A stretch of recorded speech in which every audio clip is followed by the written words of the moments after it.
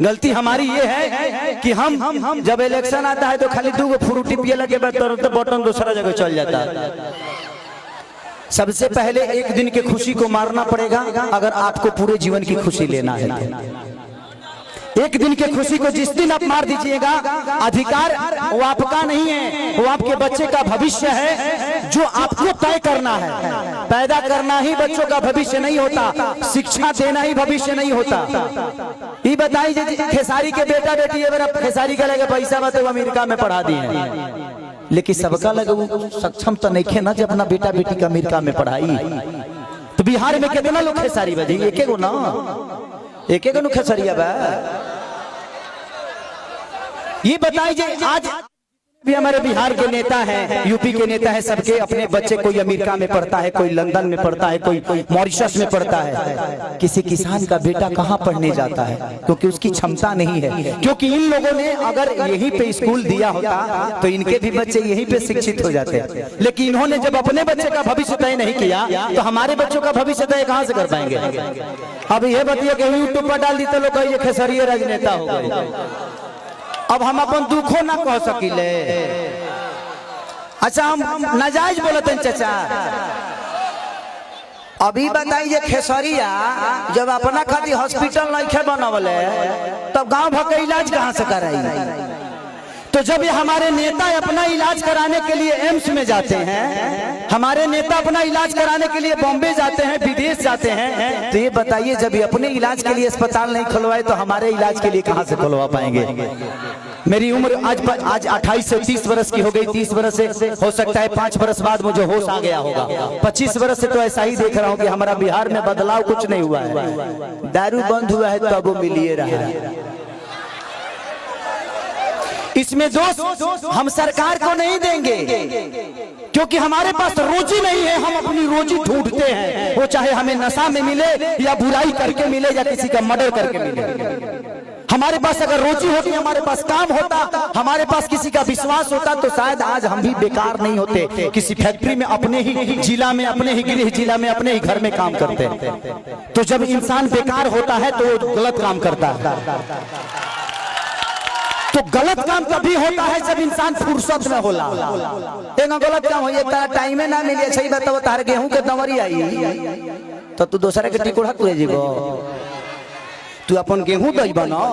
तो जब हमारे पास अपना वर्क होता, हमारे पास फैक्ट्रियां होती, तो आज हमारे भी घर की औरतें अपने पति के साथ रहती। ये अपने पति के लिए तरसती नहीं कि होली में आएंगे तो दीपावली में आएंगे।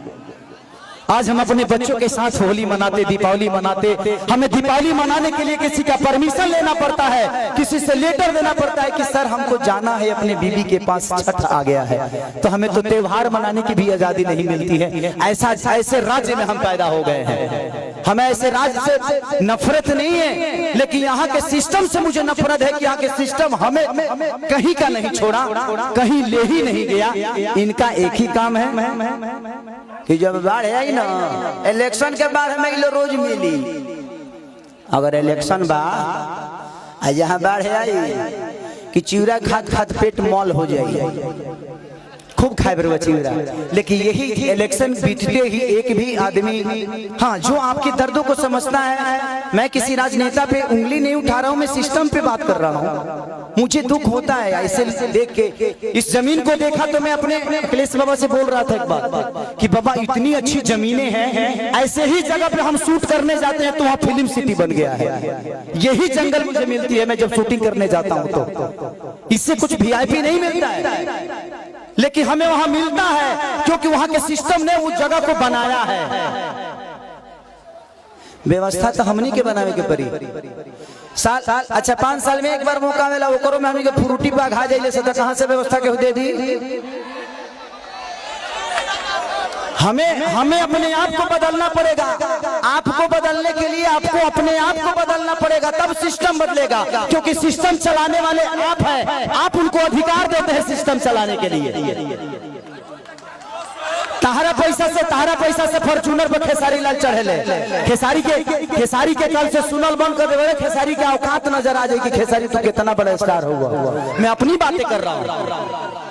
तो जब खेसारी लाल यादव की औकात आपके हाथों में है, मेरा भविष्य आपने तय किया है, एक दूध बेचने वाले बेटा, एक लिट्टी बेचने वाले बेटा स्टार आपने बनाया ना। मेरे पिताजी कभी मेरा सिनेमा नहीं देखते हैं, लेकिन आप लोग अपने बेटा के लिए अपना हाथ तक फाड़ लेते हो, तो मेरे बाप से बढ़ के आप सब होते हो, इसीलिए मैं हमेशा आप सबसे प्यार करता हूं। मैंने अपनी जगह पहचानी, रास्ते खत्म नहीं होते हैं, जहां खत्म होते हैं वहीं से एक दूसरा रास्ता बनता है। वो आपको चुनना है कि आप जाना कहां चाहते हो। ये पत्थर भी विश्वास क्यों जगा देता है? हम राम को क्यों पूछते हैं यार? पूछने का कारण है कि राम ने कर्तव्य किया है, और हम पत्थर में भी भगवान ढूंढ लेते हैं। और हम इंसान होकर एक इंसान को नहीं बदल सकते? क्या हम अपने बच्चों का भविष्य तय नहीं कर सकते? पत्थर में विश्वास ढूंढ लेते हैं, लेकिन हम किसी नेता में अपना भविष्य नहीं ढूंढ पाते हैं, क्योंकि हम फ्रूटी पे बिकते हैं। हमें फ्रूटी छोड़ना होगा।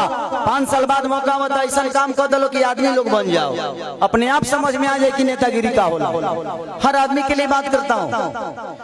मैं देखा तो मुझे दुख हुआ कि इतने सारे जमीन के बावजूद, मैं किसी सरकार पे उंगली नहीं उठा रहा हूं, लेकिन मैं बातें बोलता हूं कि अगर मेरी बातें YouTube के माध्यम से कहीं ना कहीं तो चलिए जाए, हम जानते नहीं। लेकिन मैं यही कहना चाहता हूं सरकार से कि यहाँ 5000 एकड़ जमीन है, 100 एकड़ में एक फिल्म सिटी बना दो यार, कि मैं अपने भाइयों के साथ यहाँ शूटिंग करने आऊंगा।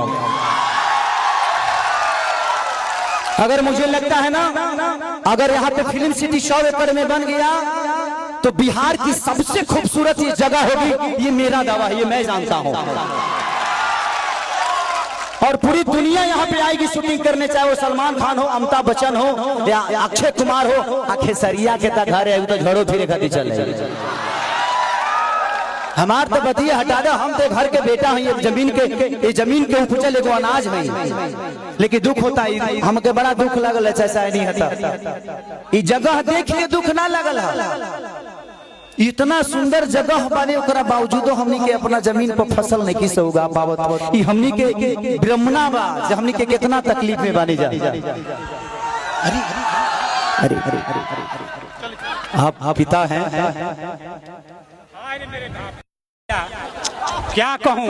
अरे वो तो बहुत दूर की बात कह दीजिए, वो हम लोगों को चलने के लिए रोड नहीं मिल रहा है। देखिए यहाँ से वहाँ से एक बार एग्रीमेंट भी हुआ था, सरकार बनने नहीं दे रही है। हम लोग क्या करें? अब कोई रास्ता नहीं मिल रहा है। तिल्हार से यहाँ आने जाने के लिए सेमरा तक रोड हुआ था, सरकार वन विभाग करने नहीं दे रहा है। ये तो बड़ी बात कह दी, 500 बीघा काम करने के लिए।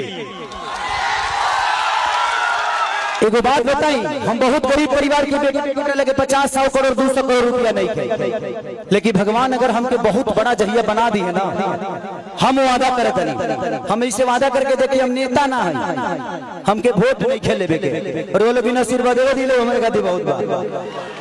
हम वादा करते नहीं कि भगवान अगर हमके बहुत बड़ा आदमी बना दे ना, तो हम अपना पैसा से फिल्म सिटी बनाए भेजिए, जमीन लोग इसलिए इतना नीमन जगह हम साउथ में, अभी साउथ के सिनेमा करके नहीं, इतना नीमन जगह हमके साउथ में ना मिला। हम अपना जीवन में पहली बार इस जगह पाइल भाई, इस जगह पे आया, इस जगह पे आके ऐसा लगा जी यहाँ जन्नत है, और यहाँ पत्थर नहीं, यहाँ हर पत्थर पे एक इतिहास बना हुआ है, बस लोगों को पढ़ना आना चाहिए। लेकिन मुझे नहीं लगता कि इस सरकार को कभी ये पत्थर नजर आएगी। इनके नजर में ये पत्थर है, क्योंकि इसके लिए आपने मंदिर नहीं बनाया ना।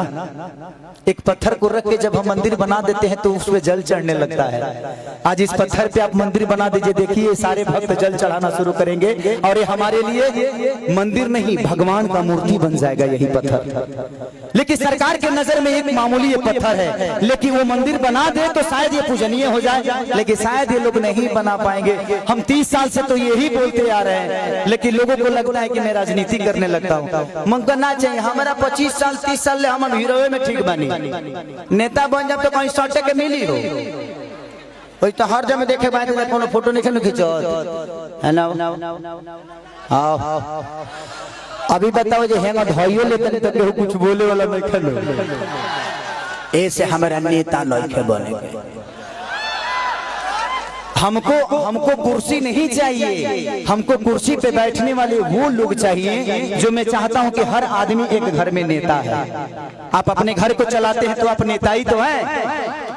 आप अपने घर को चलाते हैं, आप 6 आदमी को चलाते हैं, यहाँ 12 करोड़ जनता को मुख्यमंत्री चलाते हैं, तो उनको पावर दिए हैं तब ना। तो इसीलिए मैं चाहता हूं कि आप लोग अपना भविष्य तय करिए। इस जगह से मुझे बहुत प्यार हुआ बबन भैया। मैं आज अपने चाचा के पुण्यतिथि में आके बहुत मैंने इतना गर्व महसूस करे थे कि क्या बताई भगवान हमके इतना तू बड़का बना देना कि हम यही जी बंगला लेके अपना मेहरुआ के संग रोज जूहू चौपाटी घूमे। इतना बढ़िया है जिगिया, नदी बहता है, जूहू चौपाटी बन जाते जिगिया, हर आदमी ठेला लगा के रोज 500 रुपया कमा के जाए। लेकिन क्या चिरकुट बड़ा से कहीं के बुझा कोई बात नहीं। थैंक यू सो मच कि आप लोगों ने इतना प्यार